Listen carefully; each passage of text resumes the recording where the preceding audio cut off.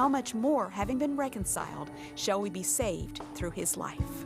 I'm Nancy DeMoss Wagamuth from Revive Our Hearts for OneCry.com.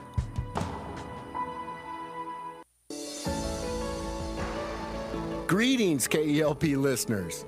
My name is Terry Gray, and I have the joy and privilege of serving as the pastor of Calvary Chapel Sun City, located on the west side of El Paso. I also have the joy of connecting with the radio audience in the borderland through the Summons broadcast heard each weekday at 5 p.m. right here on this station. On Summons, we study the Bible book by book, chapter by chapter, verse by verse, precept by precept. Please join us each weekday at 5 p.m. for Summons right here on KELP.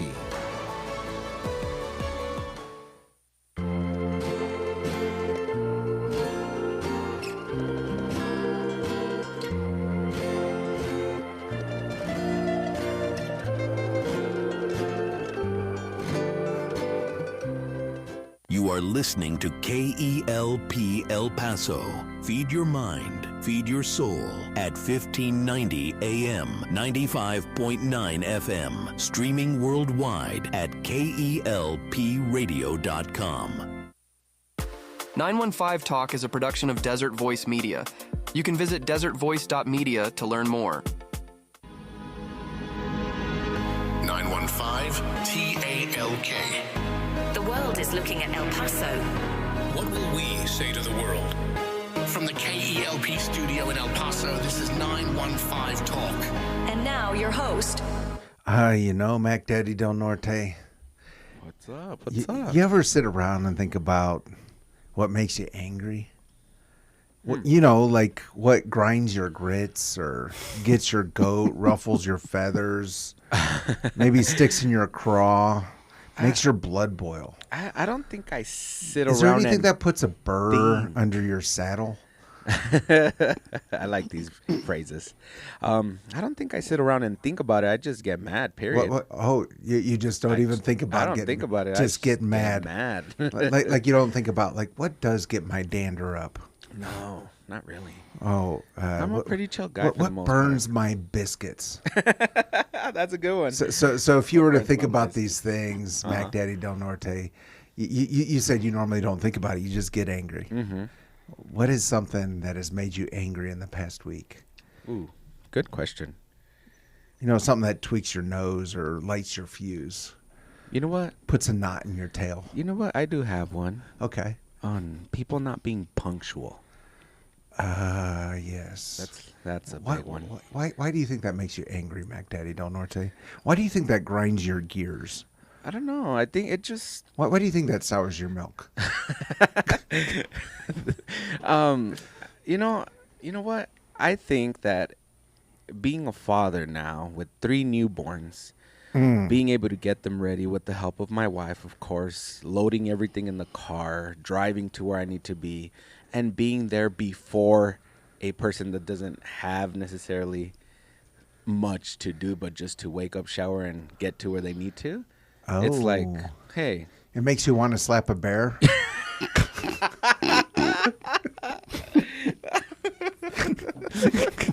I didn't realize I was coming on the comedy hour.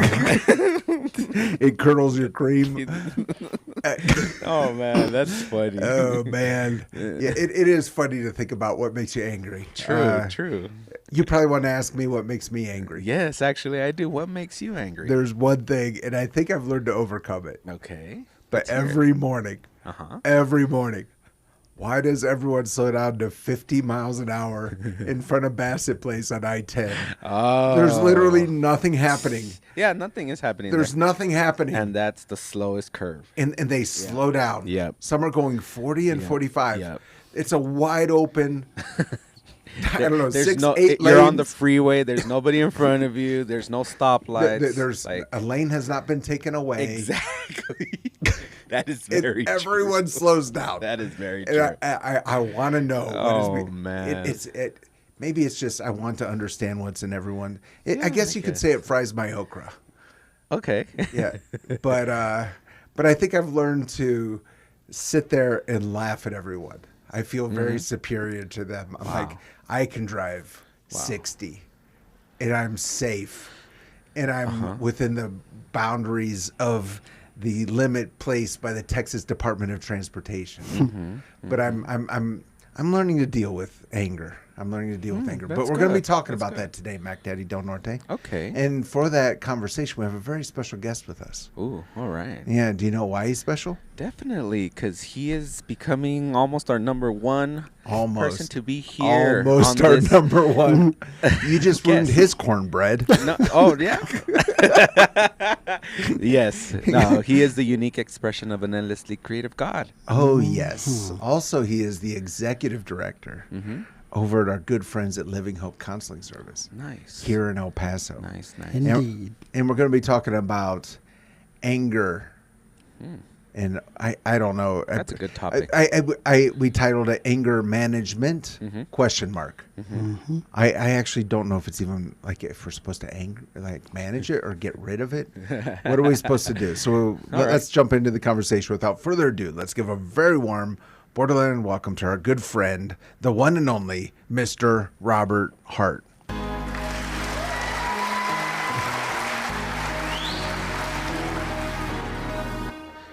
Robert Hart of Living Hope Counseling. What tweaks your nose? What sets your teeth on edge? I would just like to acknowledge, though, in that list that you're going through, at least 6 of them were references to food. Yes. Which makes me think that the person who created that list was probably hangry when they were going through it. They were like, that really fries my bacon. There it is. Yeah. Yep. Curdles my milk. Curdles my milk. Burns my biscuits. Peels my potatoes. Grinds my grits is where we started. So I love these. These are definitely going in my bag of tricks. So, listen, before the show, we were talking a little bit. I thought I would back up before we start talking about anger in general, and just talk about emotions in general. Because, if and when people come and see us at Living Hope, me in particular, they're going to notice right away that I am not the kind of professional that has those posters that has all the faces on it, right? Okay. That says, "How do you feel today?" And it's got all the, and it's got 57 different expressions between of a emotions. smiley yellow face and a red angry face. Yes. Well, see, that's probably a little closer to how I view it. I think of emotions as falling into buckets. Okay. And obviously, there's some exceptions to this, but it's pretty simple. In general, there's 4 buckets of feelings. Okay. And in my world, in the counseling and guidance world, happiness, although it's a bucket of feeling, I don't get to see too many people who, that's their issue, right? Nobody comes to see Robert Hart or any of his counselors because they're too darn happy. Yeah. So help me settle down. Correct. I am rejoicing exceedingly. Correct. Help me to be less content in the things that I do. I don't get to see those people very much. So that leaves 3 buckets left. And anger is one of those buckets. But here's what I've learned about anger over time is that anger is a secondary emotion. It's not primary. So, and so if it's secondary, I think we can all agree that the primary behind or underneath anger is not happiness. Right. Right? So then it generally falls into one of the other 2 buckets that are left. Sadness is one of those buckets. And there's lots of different words for sadness, just like there's lots of different words for anger, and just like there's lots of different words for happiness. But typically they are just describing the degree of intensity. Like, for example, I'm disappointed. Well, that's sadness. It's kind of low-level sadness, right? Right. Versus I'm devastated. Sure. That's completely different, right? That's way more intense. Still in the sadness bucket, though. Right. And then the last bucket is the bucket of fear, right? And again, there's lots of words to describe that. From, I'm concerned. That would be really low-level fear versus panic or petrified or those types of, that's going to be more intense.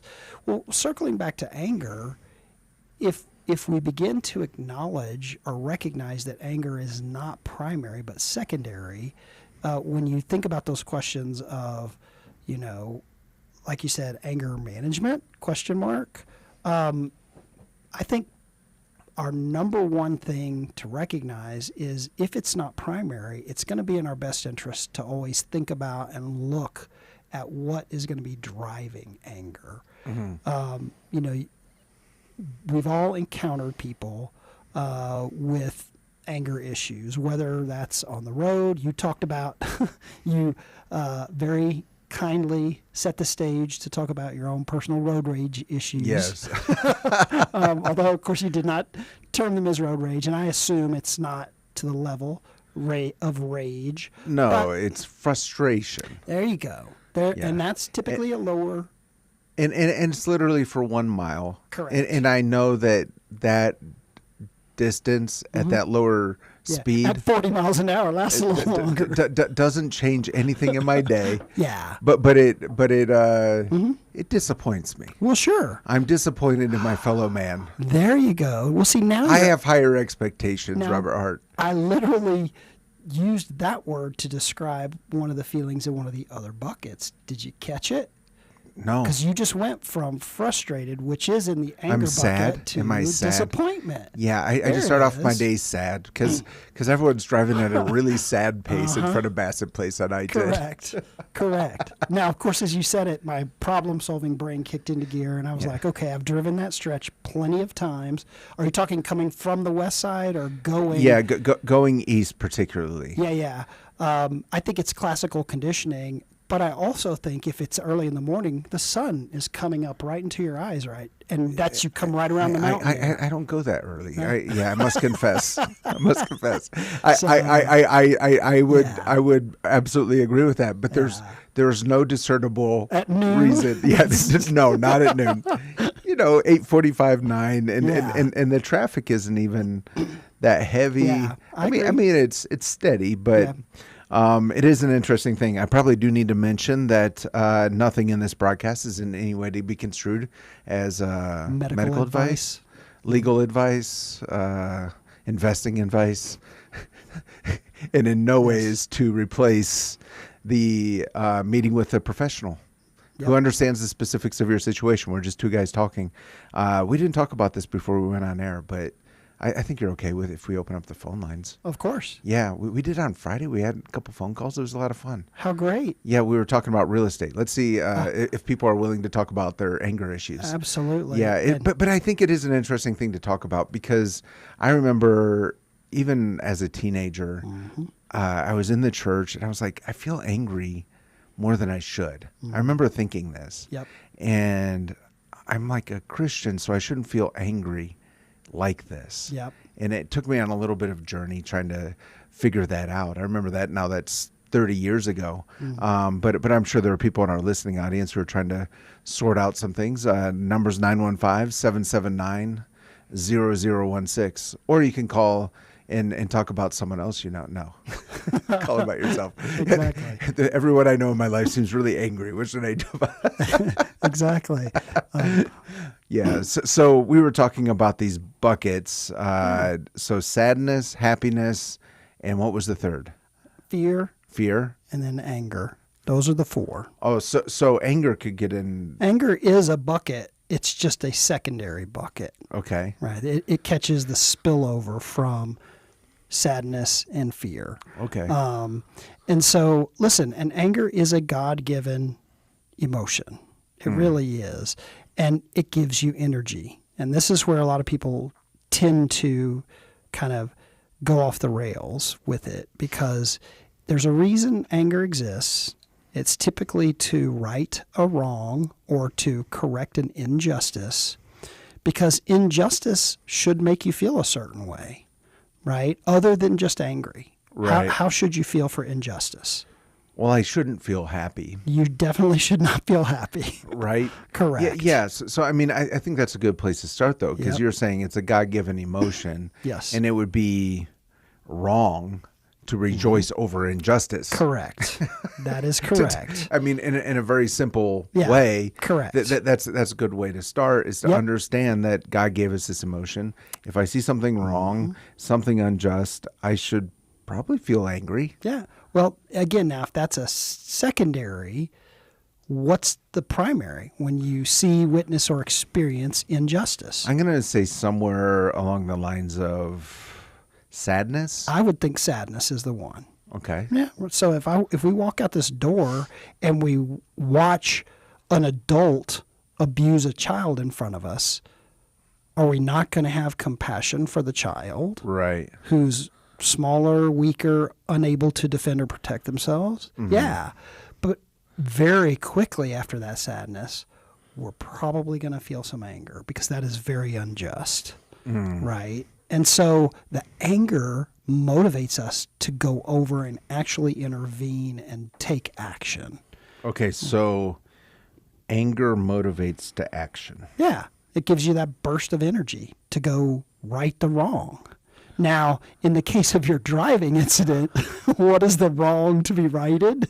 Yeah, I don't think there's anything I can do except for come and whine about it on the radio. Then, see, we deal with what's behind it, which is your sadness, because you can control that. Sure. Can't control the other drivers. But listen, a big part of anger really comes from a place of feeling powerless or helpless. Right? How much power do you have over the other drivers in El Paso? Hopefully none. Well, if you do have power over them, then let's get together off the air and we'll figure out how to. Yeah. I mean, that would be a great example of probably where my feelings should result really in no action except for me continuing to drive defensively and safely. Correct. Yeah. And when you recognize it as sadness, you go, oh, well, why am I feeling sad? Well, because I want to drive 60, which is the speed limit right at that place. Yes. Don't ask me how I know that. But I do. Yeah. Courtesy of local, state, and city officials. But I want to drive 60, and I'm being unable. So I'm not having the power to fulfill my desires right there. And that is just sad. And then I go, okay. Well, that is just sad. I don't have control here. Well, what do I have control over? Well, I do have control over, like you said, driving defensively. Right. I have control over making sure I arrive at my destination safely. I have the ability to turn my radio on. Right. I have the ability to turn on my air conditioner, roll up and down my windows. Once I start getting reminded of the things that I do control, my anger and my sadness both tend to dip right off because, Right. Right? Yeah, we spent a whole week. We have a program here at this radio station, 915 Pray. We spent a whole week praying for drivers. Thank you. And particularly you, Robert. Is no, is the word on the street? Yeah, but part of it was just understanding that if you're stuck in traffic, it's an opportunity to pray, maybe have some worship, maybe learn a little bit by listening to a radio station like this. Absolutely. You know, whatever the case would be. Yeah. We do have a couple comments on our YouTube channel. Great. We are on YouTube and Facebook. YouTube is 915 Talk. That's the YouTube channel. Luis is asking, he says, I don't get angry much, but when I do, I tend to get angry when I feel disrespected. To what bucket would disrespect fall in? Well, Andy, you be the representative of the listeners. Okay. What bucket would you think? So what are our buckets again? Happiness? Happiness, sadness. So let's start there. Is disrespect in the happiness bucket? It is not. Definitely not. Right. Anger, we're talking about it. Right. So we're saying it's one of the other two. What are the two left? Sadness. And I totally am blanking. Fear. Okay, sadness or and fear. So I would say it's sadness and injustice because you feel that you have a certain value that someone else doesn't see. Yeah. And I would agree with that. There might be a little fear mixed in there because sometimes, feelings aren't as nice and neat if you've seen that Disney movie, Inside Out. right? At the beginning, everything's nice and neat. Every marble is a discrete color, right? Joy is yellow and right. sadness is blue. But by the end of that movie, spoiler alert, if you have not seen Inside Out yet, go ahead and turn your radio off for a couple of seconds because I'm going to give you a spoiler alert. At the end of the movie, you see they start blending because emotions will sometimes overlap, right? Well, sadness and fear can sometimes go together. Right. Jealousy is a great example of that, right? But in terms of Luis's question about disrespect, I would imagine that feels just sad, right? My goodness, why wouldn't this person show respect, right? Because I don't know about you, but I define respect as treating others the way you want to be treated. Well, why would somebody treat me poorly? Right. Right? Why wouldn't they just have the attitude? Why wouldn't they be on time? Mac Daddy Don't Norte. There's really, another one. Really, it grinds his grits when people are not on time because he has It does. It 3 burns his babies. biscuits. It does because he's a punctual kind of guy. But another comment here on the YouTube channel is so true. I usually get angry out of concern, which I didn't know was actually low-level fear. Yeah. That's a great example and good insight for that person to be like, yeah, concern is, right? It's a low-level fear of, oh gosh, what if this, what if that, or what if this doesn't happen or and doesn't get done. And so, and in the case of disrespect, what if that person continues to engage in that behavior? What's going to become of the relationship? What's going to become of them or me? Will I need to take action? I mean, that can be some concern or fear going on there. Right. And I've discovered that if you address the underlying thing, the anger tends to go away. Right. Right. I think a lot of times people point to two very big examples of directly addressing anger in Scripture. Certainly Paul says in 2 different places. One of them he says, don't let the sun go down on your anger. And I think that's a good principle. We'll talk about that in terms of an anger management strategy. But he also encourages us, he says, in our anger, right? He's not saying don't be angry there, but in our anger, be careful not to sin. Right. Because again, when I have a lot of energy, you gas me up. Right. I'm very likely to go off in a way that's going to be harmful, that doesn't lead to life, right? It leads to death, relationally, emotionally, hopefully not physically.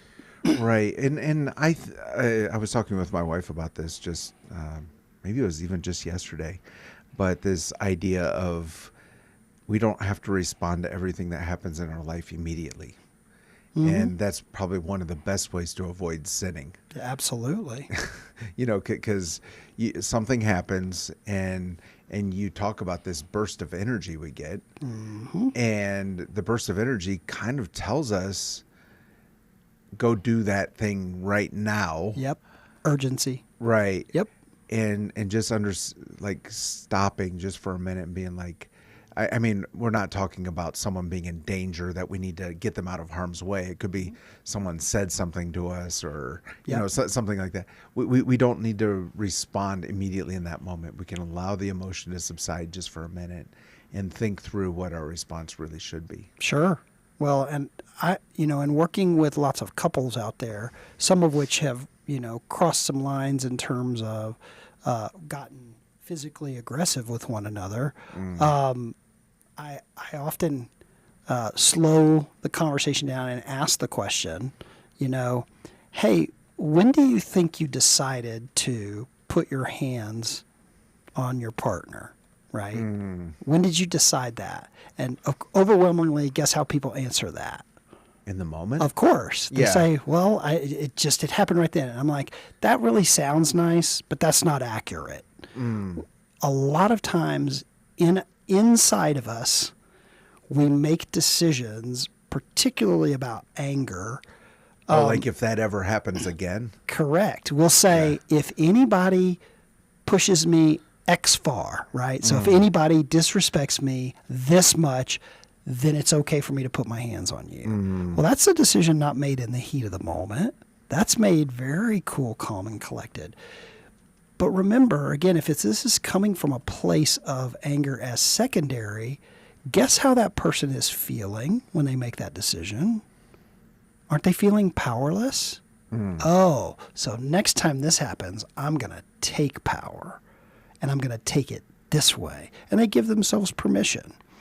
That's where we often get in trouble, is we give ourselves permission to say, well, gosh, if I feel the intensity of this emotion like higher than a 7, then it's go time, buddy. Right? I'm going to throw hands, or I'm going to give myself permission to do whatever is necessary to get out of it. And that's not very helpful, because usually those decisions are made when we're in little bitty bodies, right? Okay. 6, 7, 8, 9, 10. But when we make those decisions and they go unchallenged, then suddenly here we are in our 30s, 40s, and 50s, and suddenly people are still I'm still experiencing these really intense emotions, but I'm living on decisions I made when I was a little bitty guy. That's probably not in my best interest. Right? So I want to make sure I understood what you're saying. Yeah. You're saying that as a child, you might make a decision, I'm not going to let this happen to me. Correct. And if it does, I will respond with force. Absolutely. Because whenever I have the power to take care of it, I'm going to use that power. Right now, I don't have the power, but someday I will. Yep. A lot of people do that.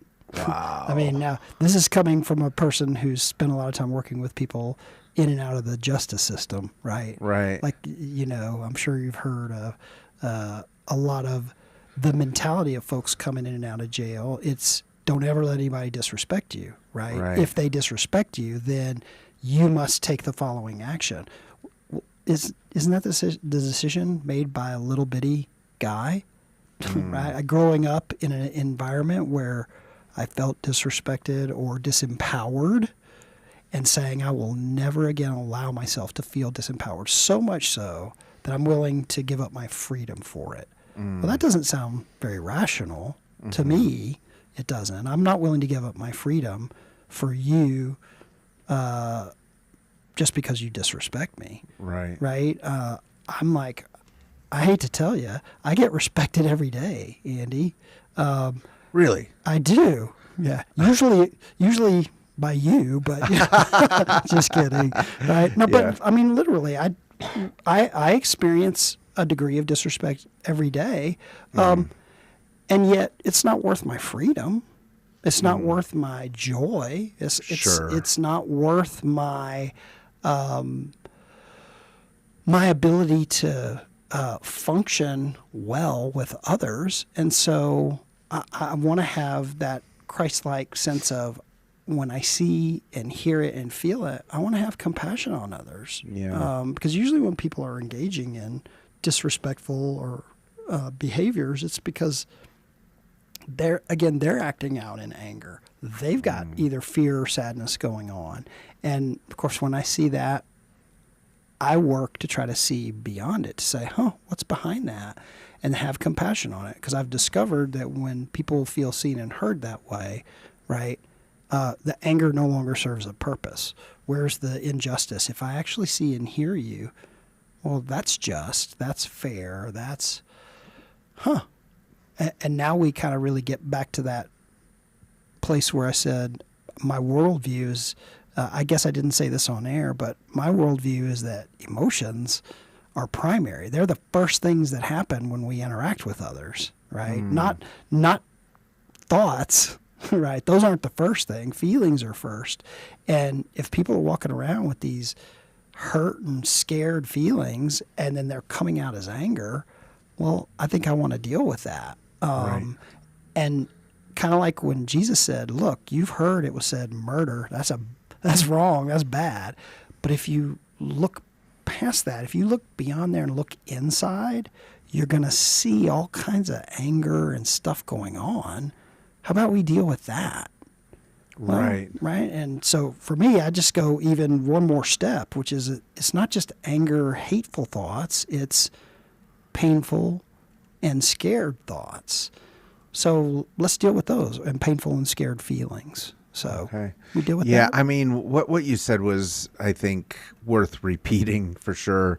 It's so simple, it's so profound. You're talking about children who lived in maybe a difficult situation when they were younger. They felt powerless because we are powerless when we're children, right? Sure. And so they made the decision, when I have the power, I'm not going to allow that to ever happen again. Yep. And so you made the very simple statement, we shouldn't be living lives based on decisions we made when we were 6 years old. But really what you're saying is the justice system is full of people who made that decision as young kids. Yep. Okay. Yeah. And that doesn't excuse bad behavior. I'm not saying that as justification. I'm just saying as understanding. And when we see it, if they're willing to examine and address it, well, then suddenly the anger doesn't tend to be nearly as problematic. Right. So, right. Okay. If you're just joining us, we're with our good friend, Robert Hart. We're talking about what grinds your grits, what makes you want to slap a bear, what fries your okra.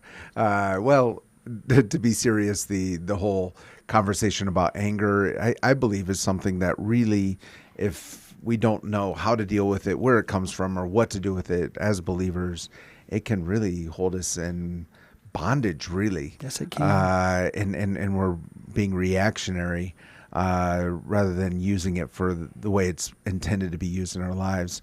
We're going to have the traffic break here in a moment, but Robert Hart is the executive director of Living Hope Counseling Service. They're right here in El Paso. The website is livinghopeCCS.org, or you can find them by going to KELPradio.com and going down to that Impact Partner section. Truly appreciate them being Impact Partners. And if you listen to this radio station, you hear occasionally throughout the day, just a reminder, if you're looking for some counseling service, Living Hope is here, right here in El Paso. I think the other thing that we talked about just briefly last time, but I think is a really big deal and people don't really understand, is Living Hope works with most insurances. We do. Yeah, and I think I was surprised to learn that, pleasantly surprised. I think I always thought of counseling services being something that you have to pay out of pocket, which I'm sure some people do. But if you have insurance, if you're looking for someone to talk to, what a great resource our community has. So appreciate all the work you do, Robert. And how many people are on the team there? We've got 10 counselors right now. Wow. Yeah. And keep them busy? They are. Oh, wow. And yet we also, one of the things that we strive to do at Living Hope that kind of sets us apart, aside from the fact that we address and come from a Christian vantage point, one of the other things we strive to do is we strive to get people seen quickly. Most other mental health agencies in town have a 6 to 8 week waiting list. If you're calling in, for example, or looking for services soon, like if you called in today and you're a new client, you could probably get an appointment before the end of this week. Wow. So very cool. And that's, I know that's profound as a result of a lot of effort. So appreciate that you offer that. We're going to continue our conversation about anger. If you have a question about this, about maybe something you're going through, the number is 915-779-0016. We'll put you on the air. Or you can do what some of the listeners are doing today, use the comment section in the YouTube page or the Facebook Live. But right now we have Charlie 1 on the phone. Charlie 1, what are you seeing out on the roads this afternoon? Andy, no accidents, so we're doing okay in that department. However, a lot of closures still remain.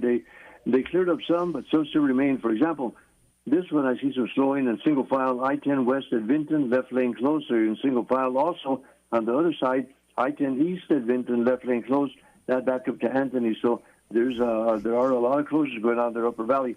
Then also on the Border Highway west at US 54, take away the right lane there. Border Highway east in San Marcial, take away the right lane at that location. So we have those closures going on Upper Valley, also on the Border Highway. Andy, back to you. Charlie 1, this afternoon we have Robert Hart with us. He's with Living Hope Counseling here in El Paso. We're talking about what makes us angry. When you think of the situation on the roads, Charlie 1, and you're looking at all those monitors, what's going on? What's one thing you see that sometimes makes you feel that emotion just a little bit? Oh yeah, just I'll tell you what.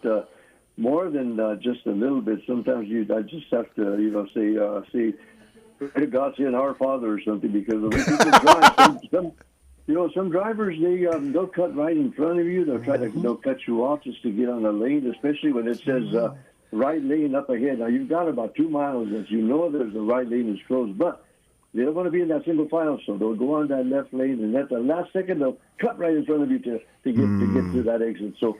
Oh, it's just crazy. And by the way, the lane changing, that's the number one cause of accidents. So that would be, I would say, the number one thing that would kind of like, what it does is it doesn't make me angry, but it certainly raises my blood pressure some. So sure. I don't like that. But we can lower that blood pressure with Menudo, though. Yeah, that's right, Charlie One. Tell us where we can get that Menudo. And I hasten to add that we don't offer this as medical advice, for informational purposes only. That's right. I'm speaking for myself. Don't say not for anybody. I mean, just myself. Eastside Choice Meats, Ramadan, and Traywood. Gonna fix you up for your menudo there. You can go by and pick up that container. It's homemade. This is homemade menudo. All you got to do is, well, you can put it in the refrigerator till you want to eat it, and maybe for breakfast. And you have it. And for breakfast, you don't have to go out to any store or restaurant. You just heat it up in the microwave or oven, and good to go. That menudo at Eastside Choice Meats, Ramadan, and Traywood, Andy. Talk Charlie One. We'll talk soon. You bet. All right, and we're back with Robert Hart. We're talking about anger, and Charlie One cracked me up there just talking about how the one way he reduces his blood pressure, not as medical advice, is menudo from Eastside Choice Meats. So I guess we could say, what sours my menudo, what as we talk about managing anger. What is there a definition for anger other than just a hot emotion? Well, I'm sure there is. Fortunately, we have technology at our fingerprints here, don't we? Right. Let's see what good old dictionary.com has to see, right? Well, when I pull it up, it just talks about a strong feeling of annoyance, displeasure, or hostility. There you go. But it's just a strong feeling. It is. It's an emotion. And that particular emotion comes with the expression internally of hormones and endorphins and adrenaline. So it literally has a biological impact on you. Now, as you and I were talking before the show, all emotions actually have some impact on our body, right? The very word emotion has the word motion attached to it because it's designed to move us. Anger is designed to move us quickly, right?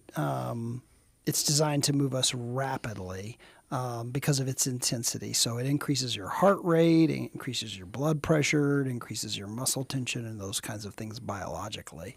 And again, it's to kind of give us the necessary energy to correct an injustice. Right. That's, I think it's interesting. And when Jesus went and flipped the tables over, right, he's clearly feeling a sense of injustice, right? And I think, some of the maybe bigger points that in our discussions about why he was angry about that, they were changing money in the part of the court, in the part of the tabernacle, I guess it was the temple at that point, right, where those who were not Jews were supposed to be coming to meet the Lord, right? The Gentiles, that's what the outer courts were designed for, right? But they were being pushed out. So the good news of the Father was being prevented from going out. So of course that made Christ angry. That was the most unjust to say we don't want other people to have access to the Lord Almighty. And so, yeah, he went to right that wrong. Right. And so now I also, it was brought to my attention some time ago, it says that he flipped tables and he fashioned a whip but it doesn't say that he actually hit anybody with the whip. It's kind of implied, but Right. we don't know that he actually did assault anyone. Right. But it was kind of to show the seriousness of this injustice. And so otherwise he just would have, you remember the old commercial for Don't Litter in Texas, the Native American who just cried a tear. Right. Right? It was like, that's what Christ could have done. Sure. Because that was very tragic, but it might not have resulted in any change. Right. Right? I don't know that ad campaign showing the Native American with a tear dropping down, it was a powerful commercial, but I'm not sure that it evoked or resulted in any change. Right. Right. Now I'm thinking of the New Mexico litter campaign. Mm-hmm. I don't know if you've seen it. It has from a show Yes, featuring Breaking cartel Bad. members. I've seen it. It basically threatening. We're gonna create problems for you. That's correct. We're if coming you after litter you in New Mexico. I have seen those. Yep. Yeah. Well, and the Texas campaign now is don't mess with Texas, with the very clear implication of because if you do, a threat. Yeah, we're coming after you. Yeah, and so I do want us to jump into a part of the conversation that you just kind of referred to briefly. First, we do need to take a break, but I want to talk about how anger affects our body. Yeah, how it affects us physically. Yeah. But let's first take a quick break. Before we go into the break, I just want to thank Living Hope again for being impact partners of this radio station. Truly appreciate it. Thanks to all of our impact partners. These are local businesses, churches, nonprofits that have joined us in our journey to serve our community through radio ministry. You can find all of them by going to kelpradio.com, going down to that impact partner section. If you own a small business or manage a business or a big business, you can reach out to us through the website and find out what it would entail to become a KELP Radio Impact Partner. Would love to see if we're a good fit for each other and if it would be worth us promoting your products or services to our listening community. Again, Living Hope Counseling Service, livinghopeccs.org. A huge asset to our community. Appreciate all of their work. We're going into a break. Do not touch that dial. We'll be right back. Don't touch that dial. 915 Talk is listener supported and is a production of Desert Voice Media. That's right. It's people just like you who make this program possible. Together with Desert Voice, you can learn how to better serve our neighbors and pray for our community. To become a Desert Voice Media partner, you can visit desertvoice.media. That's right. That's the website, desertvoice.media. Take a look and join us today in reaching our borderland for Christ. Greetings, KELP listeners. This is Terry Gray, pastor of Calvary Chapel, Sun City, and speaker on the Summons broadcast heard each weekday at 5 p.m. right here on this station. Calvary Chapel, Sun City is located at 960 West Borderland Road on the west side of El Paso. We hold services on Wednesday evenings at 7 and on Sunday mornings at 9 and 11. If you are without a church home, we would love to have you join us for worship and Bible study. You can find out more information about us on the web at www.ccsuncity.org. This is Pastor Steve Castrita. I'd like to extend the invitation for you to join us in service every Saturday at 5 p.m. at Redeeming Grace Church, El Paso. We are located at 2400 George Dieter inside Iglesia Philadelphia. We're a young church on the east side of El Paso with no smoke, no lasers, and no gimmicks, just the uncompromising Word of God and a call to win the 915 for Jesus Christ. We'd love to meet you and your family. God bless you, and thank you for listening to KELP. 915. Testify. I was processing hardship with God. I was expressing resentment I had bottled up or just pouring out my heart before Him. In one of my journal entries, I was presenting my case to God, my thoughts, my emotions, what I was learning from it. But 2 Timothy 3:16 through 17 says that all scripture is breathed out by God and profitable for teaching, for reproof, for correction, and for training in righteousness, that the man of God may be complete, equipped for every good work. What scripture has to say is infinitely more valuable and just as much more edifying than anything that will ever come from my mouth or my mind or my heart. heart. I thank God he fully sees, hears, knows, and understands and loves me. But because he loves me and wants what is best for me, he heard my heart and the resentment I was expressing, but he didn't want me to stay there. The Lord helped me to process what I was experiencing with scripture, to glorify him and see his purposes in my hardship. My name is JD. If God did this for me, he can do it for you. And they overcame him by the blood of the Lamb and by the word of their testimony. Desertvoice.media. We're back. You're listening to 915 Talk. We are back, and you are listening to 915 Talk. I'm your host, Andy Freca. Today we're with Robert. Hey, I've been called worse. Today, in fact. Robert Hart of Living Hope Counseling. We're talking about anger management, what is anger, how we deal with it, and particularly as Christians. I think in the remainder of our program, we're going to talk about really two different things. One is, how does anger affect us physically? And the other is, what if we see anger in our kids? How do we deal with that? You kind of referred just in passing earlier on in this conversation that it does affect us physically. We also got another comment right at that same moment on YouTube.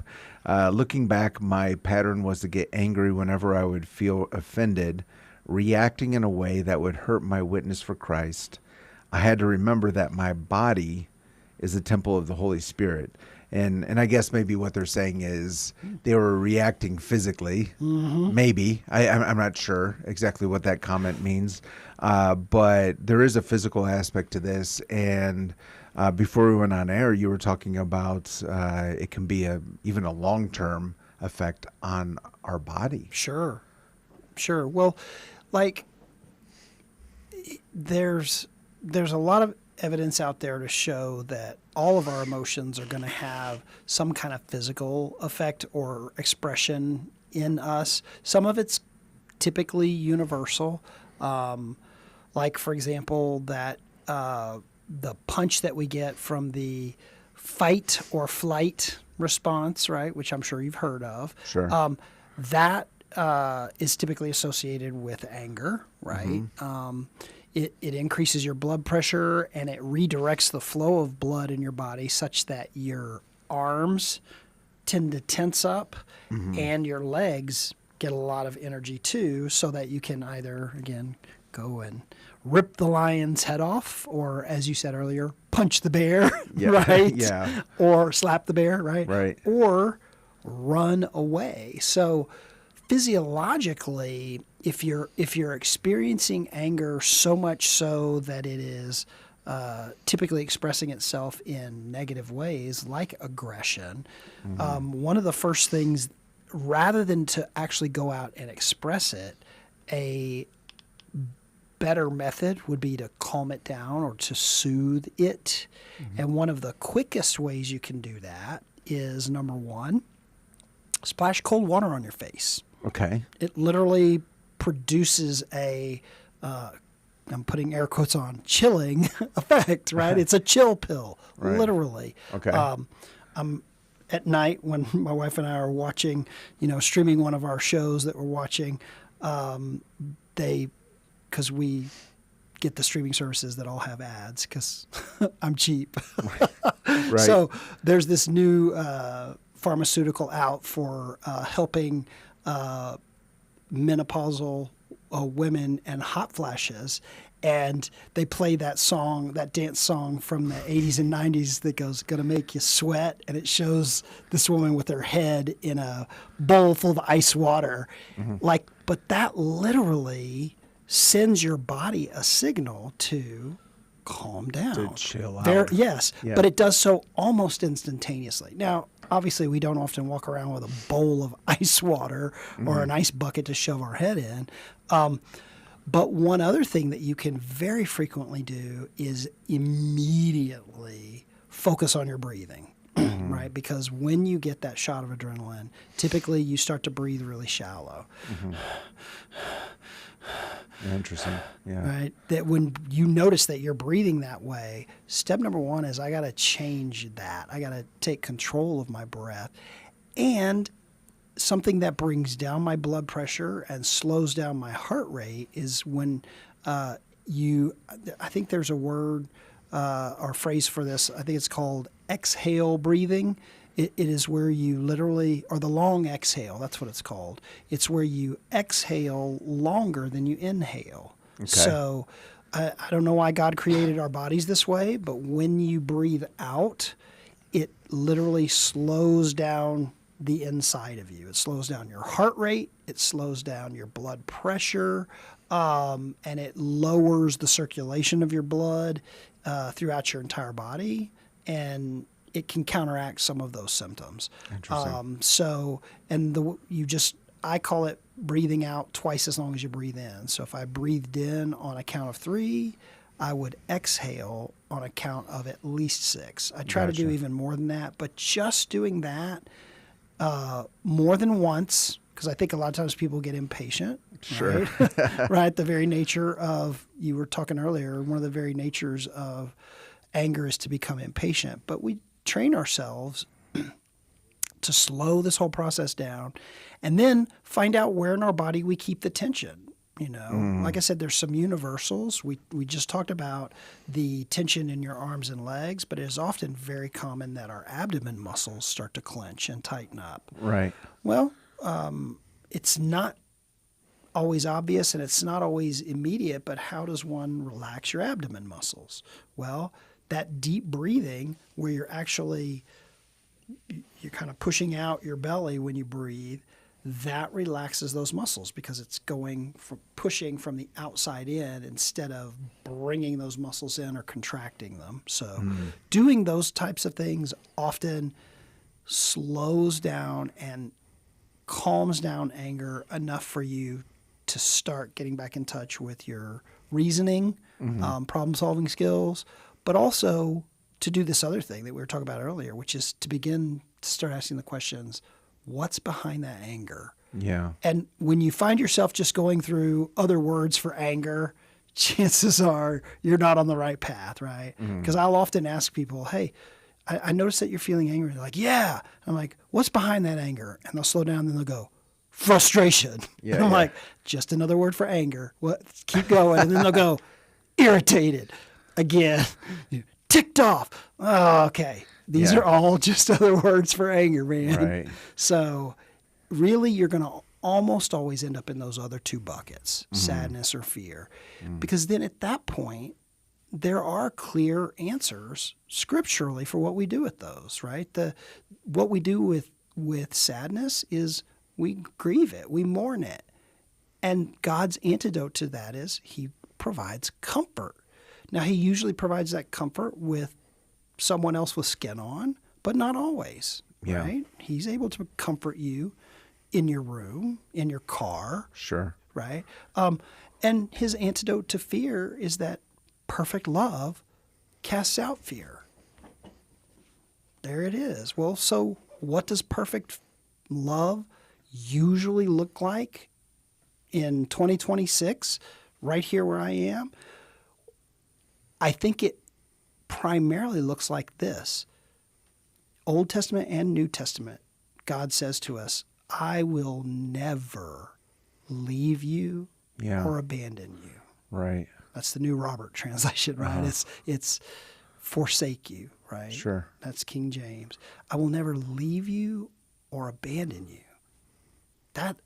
Is that not perfect love? That doesn't mean we're not going to go through hard times. It doesn't mean we're not going to experience tragedies. It means that no matter what, God's going to be with us. If we get thrown in the furnace, he's there with us. Sure. If we get crucified, he is there with us. If we get our heads cut off, if our family dies, he will go through it with us. And in terms of skin on with other people, that's one of the most loving things you can say to cast out fear in another person's life, is to say, hey, I don't know what's going to happen here. Here's what I know. I will walk through it with you. That's as close as we get to perfect love this side of heaven. So, right. Okay. Appreciate that. We have a few minutes left. I have 4 kids. I notice from time to time that they might become angry. Do tell. Not because of anything I ever did. Of course not. Because your perfect love casts out all Exactly, fear and you exactly. comfort Yeah, all yeah, of the sorrows. absolutely. Correct. And so what else is there? In the few minutes we have left, what would be just some thoughts or ideas you would give to parents who maybe have a little one who's dealing with some anger? Yeah. And how do you help them in that? Okay. This is kind of a 2.0 of, I think last time we met, we talked about parenting to some degree. And I can't remember if this is something we addressed very specifically. But again, in terms of anger, as a parent, first of all, it's our job to see past the anger. Now, that can be tough as a parent, but that's a parenting problem, not a child problem. Right. Right? Because they're still learning life and trying to figure stuff out. So as a parent problem, I can usually predict when my children are going to feel angry. That's part of my job as a parent, to know your children, right? You could sit with your wife in the evening and do an anger forecast. We absolutely can, for sure. Hey, guess what? Tomorrow we've got this and this. Ooh, I can tell you which one of my kids is going to have a hard time with this, right? It's predictable. So, and if you recall earlier today, we were talking about one of the primary emotions that is behind anger for a lot of people is feeling powerless or helpless. Okay? Well, and I also jumped in earlier to say to you, all kids are powerless. Yeah. They are, right? Sure. They came into the world, and if we're not there to help them and take care of them, they will die. They cannot make it on their own. Yeah. And so for a long part of their life, we are the ones helping them, so they are helpless, and they don't get many opportunities to actually decide. But as parents, if you find that one of your kids is having a particularly hard time with frustration or anger, one of the quickest solutions to that is to provide them with choices. Okay. Right. And like I said, I think we may have talked about this last time a little bit, but now we're just going to directly connect it to anger, right? For little young kids, right? Like, let's say they're having a little temper tantrum because they don't want to eat broccoli. Okay. Mm-hmm. Now, as a parent, is that a hill you are personally going to die on? I don't know. Maybe. Right. But that probably won't address the anger. Sure. The kid is feeling like, I don't like this and I don't want it, and you're not giving me a choice. Right. Well, let me just introduce a choice. And suddenly their anger tends to drop right off. Now, the choice doesn't have to be a fair choice, right? Okay. But it just needs to be a choice. Okay. Hey, would you like to eat the broccoli with your fork or with your spoon?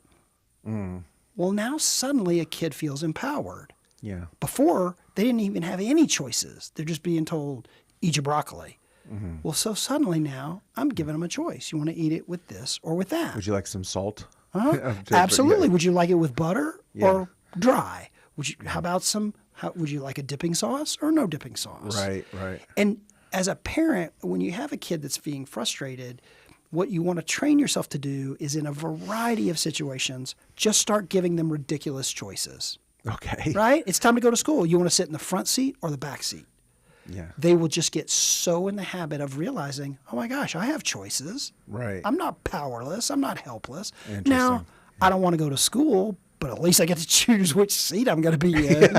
Right? Yeah. So it's things like that we can really, as parents, help our kids recognize you are not powerless. You may not have power over the things you want to.